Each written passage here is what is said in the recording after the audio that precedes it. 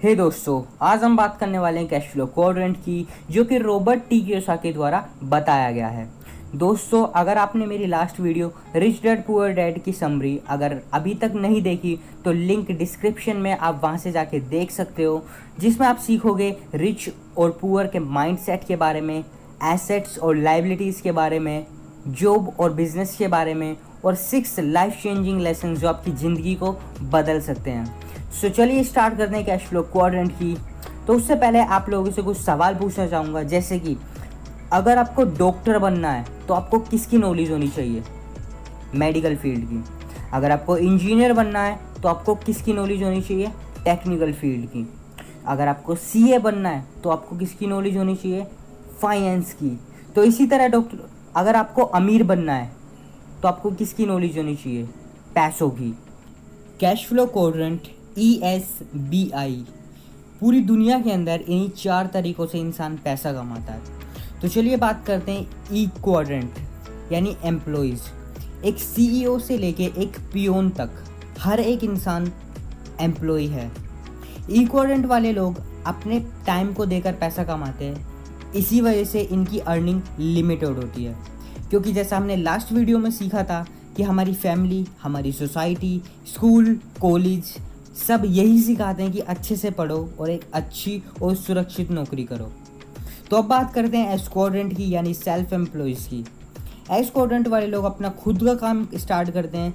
इसमें अनपढ़ से ग्रेजुएट तक काम करते हैं, जैसे कि किराना स्टोर जो कि एक अनपढ़ इंसान भी चलाता है, एक डॉक्टर क्लिनिक, एडवोकेट ऑफिस और भी बहुत कुछ। तो अब बात करते हैं ई और एस क्वाड्रेंट की कुछ कॉमन बातों की। जैसे ई और एस क्वाड्रेंट में 95% लोग आते हैं, और अगर पैसों की बात की जाए तो इनके पास सिर्फ 5% पैसा ही होता है। ये लोग इंडिविजुअल काम करते हैं, इसी वजह से लिमिटेड अर्निंग कमाते हैं। जैसे कि एक जॉब वाला इंसान है, अगर एक दिन के अंदर 8 घंटे काम करेगा तो उसको 8 घंटे के अकॉर्डिंग ही पैसा मिलेगा। वहीं अगर सेल्फ एम्प्लॉयज़ की बात की जाए तो जितनी देर वह काम करेगा उतनी ही इनकम उसको होगी।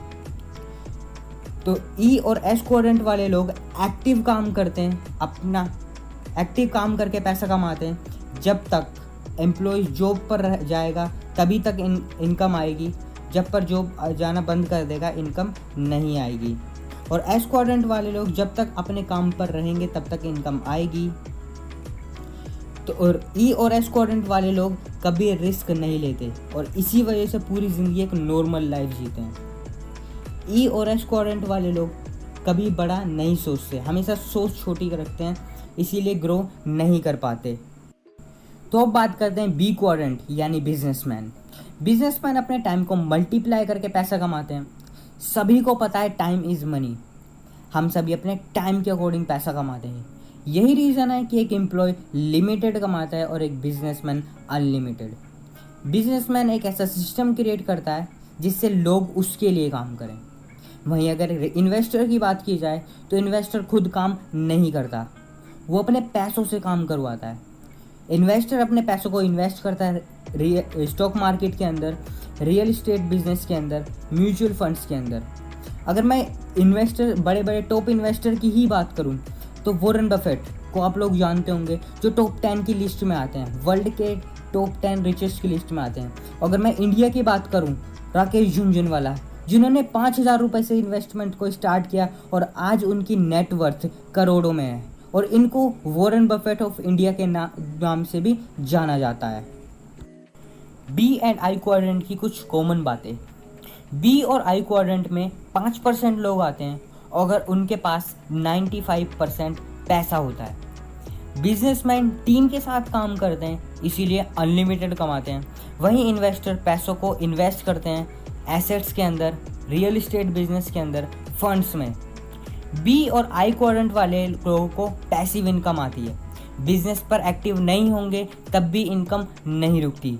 और अगर इन्वेस्टर की बात करें, वो कहीं भी हो उसका पैसा मल्टीप्लाई होता रहेगा। बी और आई क्वाड्रेंट वाले लोग रिस्क लेते हैं और यही रीज़न है कि वो एक लग्जरी लाइफस्टाइल जीते हैं।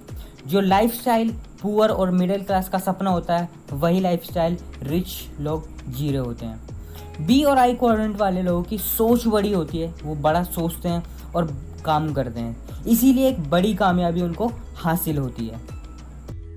सो बिग डिफरेंस जो आया ई, एस और बी आई के अंदर, ई और एस क्वाड्रेंट वाले लोग लर्निंग सिर्फ जॉब के लिए करते हैं, जॉब के बाद लर्निंग नहीं करते। एग्जाम्पल, गवर्नमेंट जॉब मिलने के बाद इंसान पढ़ाई करना बंद कर देता है। वहीं बी और आई क्वाड्रेंट वाले लोग डेली लर्न करते हैं, नई नई स्किल्स को सीखते हैं, इसीलिए वो जल्दी मिलियनेयर और बिलियनेयर बन जाते हैं। एग्जाम्पल की बात करूँ, वॉरेन बफेट अपना 75% टाइम इन्वेस्ट करते हैं लर्निंग के अंदर और बाकी 25% काम अदर एक्टिविटीज़ के लिए।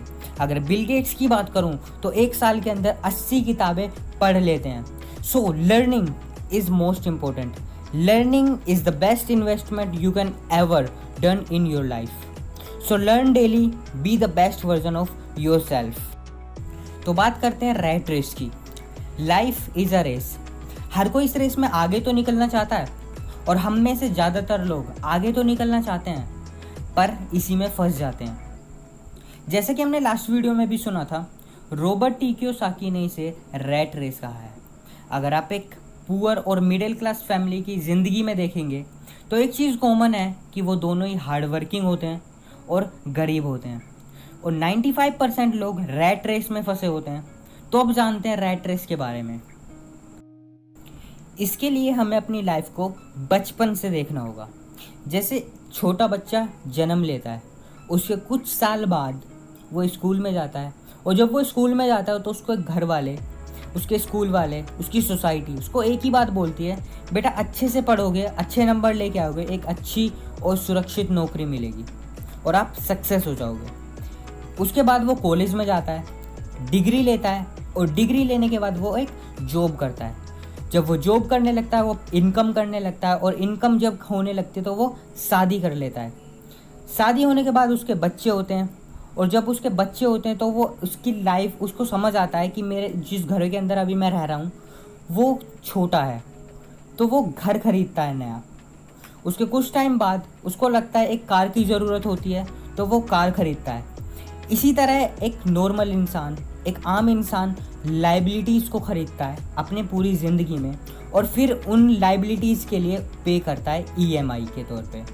उसके बाद उसको दिखता है कि उसके खर्चे ज़्यादा बढ़ रहे हैं, तो वो क्या करता है, ज़्यादा मेहनत करता है ज़्यादा पैसा कमाने के लिए, और उन ज़्यादा पैसों कमाने के बाद वो एक काम करता है, अपने लोन को पे करता है, बिल को पे करता है और टैक्स को पे करता है। और इसी तरह उसके बच्चे बड़े होने लगते हैं और उनको भी फिर उसको यही सिखाता है कि बेटा अच्छे से पढ़ो, अच्छी और सुरक्षित नौकरी मिलेगी। तो दोस्तों, अगर ये रैट रेस नहीं है तो क्या है? रैट रेस में फंसने के बाद वो इंसान हमेशा ज़िंदगी भर काम करता है अपने बॉस के लिए, टैक्स को पे करने के लिए, लोन्स की EMI को पे करने के लिए और बिल्स को पे करने के लिए। तो दोस्तों, अगर आपको रैट रेस से बाहर निकलना है तो आपको एक एजुकेशन लेनी होगी, वो है फाइनेंशियल एजुकेशन, जो बहुत ज़रूरी है, हर एक इंसान को लेनी चाहिए। अगर वो इंसान फाइनेंशियल एजुकेशन नहीं लेगा, पैसों की समझ को नहीं रखेगा अपने पास, तो वो हमेशा ही गरीब रहेगा। फाइनेंशियल एजुकेशन से ही अमीर बना जा सकता है। तो चलिए अब बात करते हैं टाइम लेवरेज की। पुअर और रिच का जो डिफरेंस है वो टाइम लेवरेज से आया। Income is equals to rate multiply by time multiply by leverage. तो यहाँ पर रेट क्या है? Rate is equal to money get paid per hour, और लेवरेज की बात करें इज इक्वल्स टू एफर्ट्स। तो इन केस ऑफ एम्प्लॉई, तो income is equal to rate multiply by time multiply by leverage. तो जो एक एम्प्लॉई है जो वर्क करता है 8 आवर पर डे, तो उसके सपोज एग्जांपल लेते हैं कि उसके value of 1 hour is equal to 100 rupees है, तो income in 1 day of employee is equal to 100 multiply by time 8 hour multiply by leverage यानी own efforts is equals to 800 rupees per day. तो employees के case में earning जो होती है, एक दिन की जो अर्निंग है वो 800 रुपीज़ पर डे है। लेकिन अगर बिजनेसमैन के केस की बात करें, बिजनेसमैन 100 लोगों को हायर करता है और हर इंसान 8 घंटे काम करेगा। तो बिजनेसमैन के अर्निंग की बात करें, rate multiply by time multiply by leverage. तो इनकम की बात करें एक दिन की बिजनेसमैन की, तो यहाँ पे रेट वही एग्जांपल लेते हैं 100 रुपीज़ पर आवर यानी 100 मल्टीप्लाई बाय टाइम यानी 8 आवर और एफर्ट लेवरेज की बात करें 100। तो टोटल 1 डे की जो इनकम निकल के आती है 80,000 रुपये। तो यही डिफरेंस है पुअर और रिच के अंदर लेवरेज का। जैसे कि जे पॉल गेटी भी बोलते हैं कि मैं एक इंसान से 100 रुपये कमाना पसंद नहीं करूँगा, मैं 100 इंसान से 1-1 रुपये कमाना पसंद करूँगा। क्योंकि अगर मुझे एक इंसान से 100 रुपये की अर्निंग बंद हो गई तो मेरी इनकम 0 हो जाएगी।